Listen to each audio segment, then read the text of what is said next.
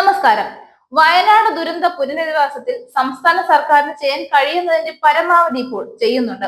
വിമർശനങ്ങളുടെ അടിസ്ഥാനത്തിൽ മാറ്റങ്ങൾ വരുത്തണമെങ്കിൽ അവയും ആകാം. പക്ഷേ ഒന്നും ചെയ്യുന്നില്ല എന്ന വാദങ്ങൾ കേന്ദ്ര സർക്കാരിനെ വെള്ളപൂശാനുള്ള പുറപ്പാടുകൾ മാത്രമാണ്.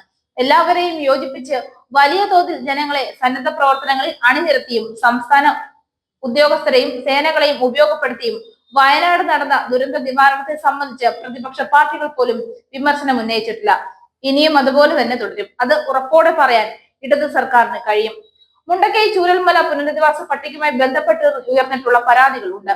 അത് സംബന്ധിച്ച് കൃത്യമായി പരിശോധിക്കുമെന്ന് റവന്യൂ മന്ത്രി കെ രാജൻ ഉറപ്പു നൽകിയിട്ടുമുണ്ട്. പാകപ്പിഴകളെ കുറിച്ച് അന്വേഷിച്ച് റിപ്പോർട്ട് സമർപ്പിക്കാൻ ജില്ലാ കളക്ടർക്ക് നിർദ്ദേശം നൽകിയിട്ടുണ്ട്. ദുരന്തബാധിതരായ ആരും ഒഴിവാക്കപ്പെടില്ലെന്നും അനധികൃതമായി ഒരാളും പട്ടികയിൽ കടന്നുകൂടില്ലെന്നും മന്ത്രി പറയുന്നു. ഉദ്യോഗസ്ഥരുടെ ഭാഗത്തു നിന്ന് വീഴ്ച ഉണ്ടായിട്ടുണ്ടെങ്കിൽ അത് ഗൗരവമായി കണ്ട് വേണ്ട നടപടി എടുക്കുമെന്ന് സർക്കാർ അറിയിച്ചിട്ടുണ്ട്. പട്ടികയിലെ പേരുകളിൽ ഉണ്ടായ ഇരട്ടിപ്പും തെറ്റായ വിവരങ്ങളും ജാഗ്രത കുറവ് കൊണ്ട് ഉണ്ടായതാണെങ്കിൽ കർശനമായ നടപടി ഉണ്ടാകും. ദുരന്തബാധിതരുടെ പുനരധിവാസത്തിൽ വിട്ടുവീഴ്ചയില്ലെന്ന നിലപാടാണ് LDF സർക്കാരിന്. ജനുവരിയിൽ ഗുണഭോക്താക്കളുടെ അന്തിമ പട്ടിക പൂർത്തിയാക്കും.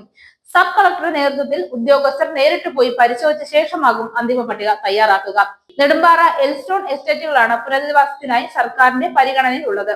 ഭൂമി ദുരന്ത നിവാരണ നിയമപ്രകാരം ഏറ്റെടുക്കാനാണ് ധാരണ. അഡ്വാൻസായി ഭൂമി ഏറ്റെടുക്കലിനെതിരെ എസ്റ്റേറ്റ് ഉടമകൾ കോടതിയിൽ പോയിരുന്നു.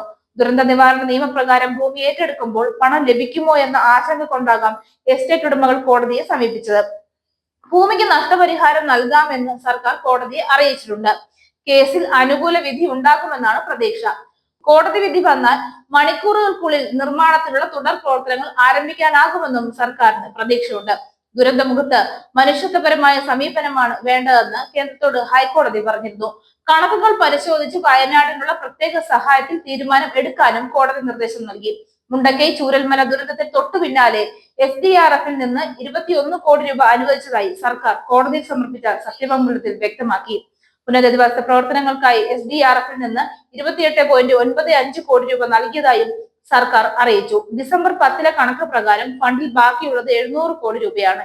ഇതിൽ 638.95 കോടി രൂപ വിവിധ ആവശ്യങ്ങൾക്കായി സർക്കാർ ഉത്തരവ് അനുസരിച്ച് പലർക്കായി നൽകാനുണ്ട്. വേനൽക്കാല ആവശ്യങ്ങൾ നേരിടാനായി ഫണ്ടിൽ ബാക്കിയുള്ളത് 61.53 കോടി രൂപയാണെന്നും സർക്കാർ വ്യക്തമാക്കിയിട്ടുണ്ട്.